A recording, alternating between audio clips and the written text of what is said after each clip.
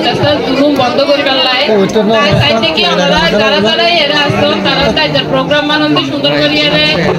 অংশগ্রহণ করুন এর যে মেসেজ গুলো আমরা দিত স্যার মাইফিদের প্রতি পুরো মাইফিদের প্রতি পুরো একদম